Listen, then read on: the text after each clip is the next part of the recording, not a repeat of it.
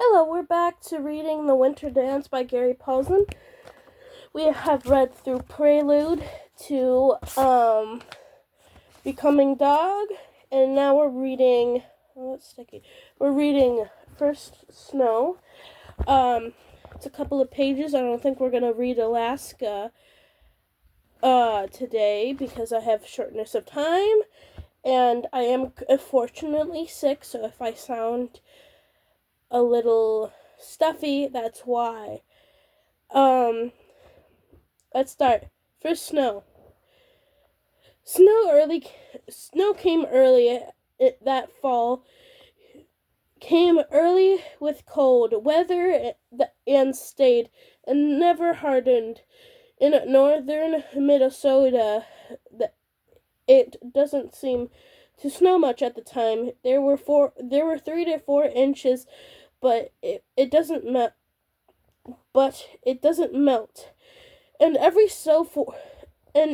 fourth or fifth day, so within 2 weeks, will build up occur that can be the start to truly deep snow. There have been times in the northern woods that that by spring the snow stood 80 or 90 inches deep, all 3 or 4 inches at a time, all soft and fluffy that if you step, your snowshoes will go well over your head and have a heck of a time getting back up. This year, to be starting that way. The night came in the fall and dropped well below normal temperatures for the season, hung at about 10 or 15 below. Usually, with that temperature in the fall, it didn't snow.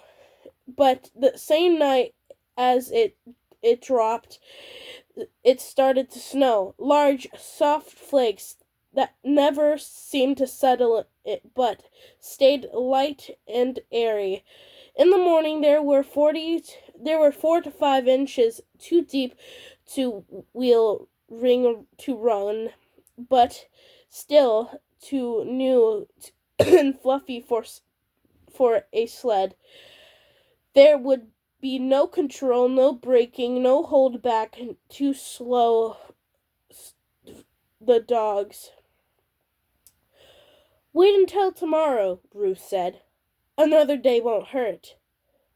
But the first sled snow, first time in the year to get sleds, and the urge was too strong. The dogs loved the cold, run best in 20 to 30 degree 30 below, and they were singing the new snow song, trying to get me out of the house into the kennels to run. The pull was too strong. In the end, I couldn't stand it and suited up and took the harnesses from the ceiling racks, and we hung there to dry and walked out into the bright morning. The dogs went wild when they saw me carrying the harnesses, absolutely insane, and their enthusiasm, screaming, tearing around in their circles on the ends of their chains, quickly infected me. While walking from the house to the kennels, I made a decision, or series of decisions, that would nearly cost me my life and any chance to run the Iditarod. I would go ahead and team them up. This concept, forming the Iditarod team, the running them, the whole unit, is always the back of the mind. You know, you have to do it sooner or later. You must do it before the race. Absolutely, you must. You you must use a large team to run the race. Large team to race to have any chance of finishing. But the first time on the sled should be controlled, and there should be help. It's one of the things of running them. One on a car with weights close to a ton. Very much another to slick and the same team and the sleds and the weights. Less than 10% of the car. And absolutely mad to do this with new snow, where there is no brake control, no steering ability. What I should have done was 6 or 7 dogs on a heavy sled load with gear, similar to a trap line team, run 2-3 teams, alternate them, run them for 2 to 3 days until they were settled in and was perhaps more snow or it had frozen to the brakes and would work, or a sensible approach. Instead, caught up to the dog screaming and decided to team up and run the same team as I would try to run the race. Out of the yard, fresh out of the kennel, it all was all dogs absolutely packed with pee and vinegar and tried to run, cheering to run. I have no excuses for the audacity except that something about the cold and the snow and the sun and the dogs made me think in such way. I did one thing that the end saved me. I did not use a light sled. We had over a year to become sponsored by many individuals and groups. When word of our attempt became known, in the nearby town of Bemidji, Minnesota, it seemed like hundreds were wonderful people wanted to help us. There were gifts of tires, gear for dogs themselves, dog food, human food, tons and tons of meat and fat for the team. And what would sadly become perhaps the most important ingredient for our dogs, money. There were dances and picnics and potlucks to help us out. People would stop me on the street and hand me $10 for the race. Always for that. For the race, go up and run it here for the race. 10, 5, sometimes $1 or $2. Jars were placed in business around town for the label to read. Help run the Iditarod. Quarters, nickels, all of it went to our dogs for the race. And sleds. I made one sled using a boiled and steamed birch, and nobody gave me another one. A light racing sled. The racing sled weighed 12 pounds, a spirit sled with long tails.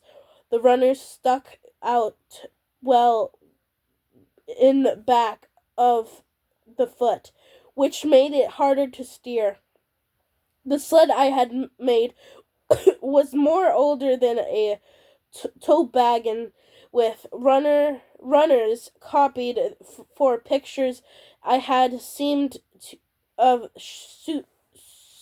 Sushan Butcher's sleds. Might as well copy the best, and weighed close to 25 pounds. Both sleds had full coned like plastic runner shoes that made them slick enough to almost slide on the level ground, and small claw brakes that would do little but hold the sled back off the wheel dog on a downhill slope. Had I taken either of those two sleds, I would, for this entail, had entail teamed up, run considering the weather, the snow, the conditions, the enthusiasm of the dogs, I probably would have been killed or at least seriously injured. Instead, I dragged the heavy oak work sludge and had used the trap line tree by the kennel. I tried off with a stout rope and slip knot, quick release, and spread the long gang line I had used for pulling the car in front of the sledge. Ruth shaking her head all the time, helping me harness. I began hooking the dogs into their tugs, leading first Cookie and then back on hooking each dogs carefully. The dogs acted strangely. They still lunged and wanted to go, but they also waited and watched as I would go to the kennel and get the next dog, bringing it down, hooked it into position, watched until I was down to the last two. Then they went mad, totally bonkers. I would see them get this crazy only once more. They started Klutz in Anchorage. Ruth stopped. She had been going for the last dog, and she stopped and turned to look at the team. Her wide-eyed alarm, with eyes wide with alarm. They had changed. They were perhaps not what they would be. Would they have to be for the race? But they were, my gosh, not what they used to be either. They were a team, and they knew it, felt it, seemed it. Oh, one sweet female, Tasha, always quiet and soft, was barking her teeth, taking great mouthfuls in the snow and shaking her head, growling and tearing, trying to jerk the sled loose, rip the snow loose, tear the world loose, and run. Some dogs were frustrated. They turned and grabbed the gangline, tugged and loosened the sled. And in a trace, almost shock, some fear, I went to the sled. Ruth was in the front end, holding the dogs out so that they wouldn't tangle. I looked at her and nodded, motioned for her to move away to the side. Ruth stared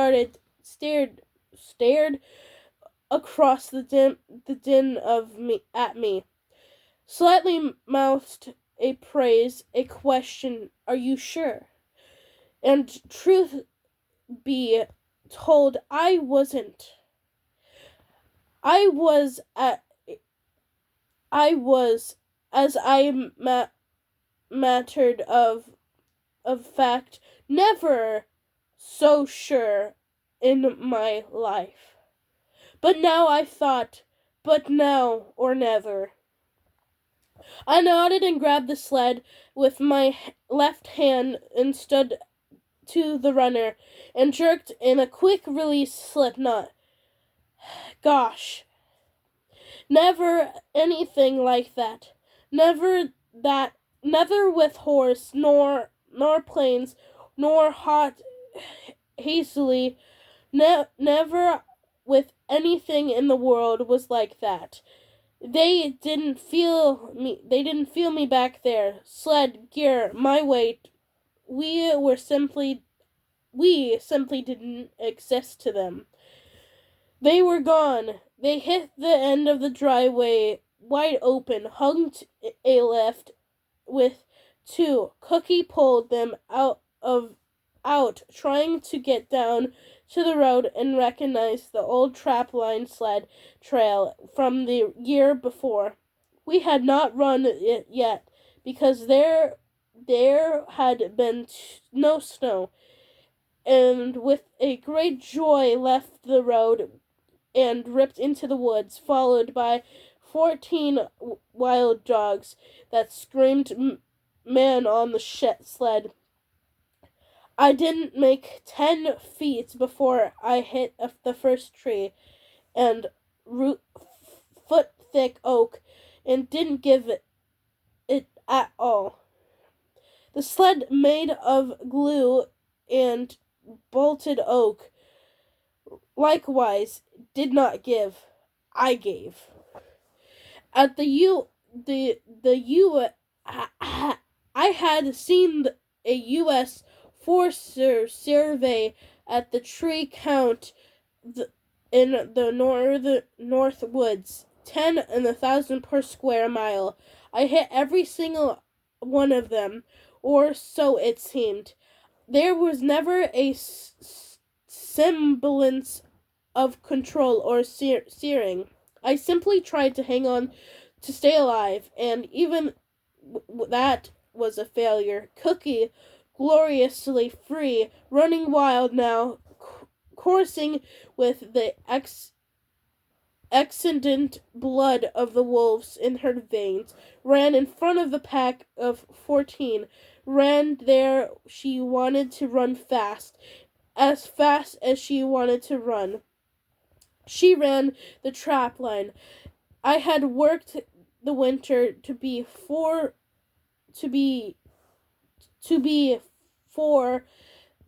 when the trapped the line she knew from the memory, the traphoric map.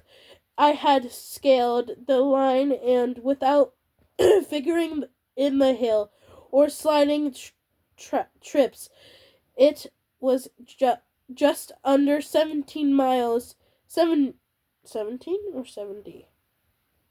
70 miles, running the line, stopping to do sets.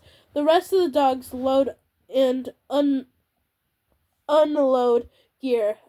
The normal run usually took 4 days, or the best run, hurrying to the back for visiting company. We were done in 3 days, 6 hours. This was time we ran the whole lines, slide trips, hills, and much and all in 6.5 hours. Most of it I did not see, and those parts I did see were mostly blurred.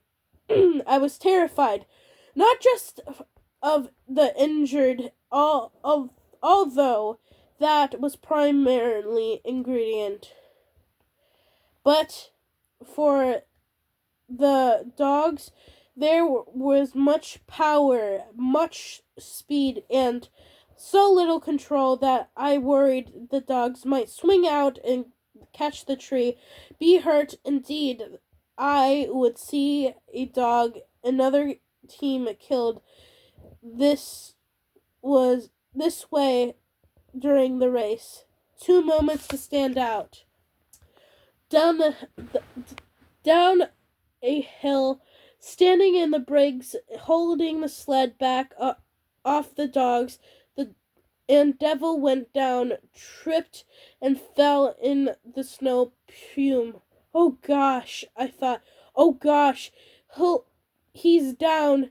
The sled will take him down, crushing him. And then in the part of the minute, a part of the second, Murphy, who ran the next to a minute part, second, Murphy, who run next to the devil, Murphy, who never seemed aware of anything. Murphy reached across the gangline, grabbed Devil's harness by the X on his back, and snatched him to his feet. In an instant reaction, one of the almost certain to save Devil's life, and one that had never seen before and never saw again. Then later, a moment of confidence. We had come 30-40 miles in a loop, still driving hard, and one had no real control as yet, but we were now, and what Cookie intended to do was I had arranged. Both feet of runners kept on somehow, had both hands locked on the handlebars of the sled, had in the miraculous fashion managed to actually miss the 3 or 2 and straightened up and looked at the team. A mistake. The moment looked up at the trails of the sled. Runners dropped off 1 foot ditch. Both of feet moved into the air for a split second. The runners kicked sideways, and my feet came down into the snow, and stopped dead. I was still holding the handlebars, and as my feet shot the rear, I came down on my hands. They were jarred loose by the jolted instant I separated from the sled and flailed with my hands in panic and dislodged the snow hook from the leather pouch on the handlebars. It tried to directly into the... And now there's pictures I wanted to show you. Hope you can see them. That's the first page.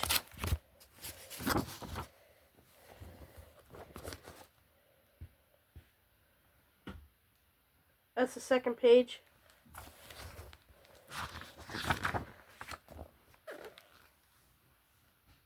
That's the third. I'm not going to read that, but you can look at that.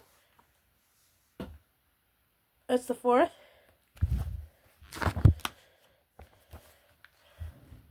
And that's the fifth. 2 more pages to read on first snow. Gangling on 10-foot, 1,000-pound test rope, and the hook described me perfect arc and fell off to the right side of the sled and landed with one of the points directly on top of my foot. Snow hooks were designed to be self-setting, so the harder the dogs pulled, the deeper they set. To compound the problem, a friend had told me that if the points were needle sharp, a hook would settle in the lake ice. I had filled the points to had been like trapper needles, and 1 or 3 sharpened points now landed on the top of the rubber snowpack. it went in like it had hit the butter. Piece of the rubber boot had melted, felt the line, the lining, and set itself. Falling back, I watched in horror, waited in panic. It did not come. Somehow I felt lining of a heavy wool sock, deflected the point, slid it forward where it passed neatly between the big and second toe. It pinched through the bottom of the boot. I went back down off the sled, bounced once so hard it blew the air out of my lungs. I felt horrendous jerk in the right leg and began the dragging in back of the sled, or Ruth had put it later, started trolling for wolves. I pulled myself and grabbed the rope, the hook, anything I could, but no use. The snow that sped the dogs, dragging me, and no matter how I fought, I could not give up. I couldn't get up. Within moments, my clothes were packed with snow, and I came tower's legs down my sleeves around my neck. It must have looked like a Pillsbury doughboy, round and packed, but it probably saved my life. The dogs didn't slow. Indeed, they seemed increased the speed, seemed to preserve the delight in my predicament. On corners, they would swing wide and crack a whip as they went around. Of course, I would trip of the whip, and on many whipping around added speed, and I was slammed into trees, something approaching trimly of velocity. The only reason I wasn't hurt more, I bruised 3 ribs and some cuts and abrasion on my face. The shock absorbing the nature of the snow packed inside my clothing. I did not know how long they dragged. Twice I hit my head, hard enough to lose at least partial consciousness. It was a minute, 5, 10. It seemed to be hours. I had no control, no hope, and I had fallen back, trying to hold my legs together, my head wrapped in my arms for protection. All I could do was hang there and wait, bouncing forth on end of the rope. A deer saved me, a deer of luck. A doe jumped in the red willows on the side of the trail and bounced across. Normally, Cookie would not turn, would let it go. She wasn't acting anything normal. The deer was so close, nearly jumping over Cookie. She couldn't stand it. Without breaking the stride, she threw herself after the deer.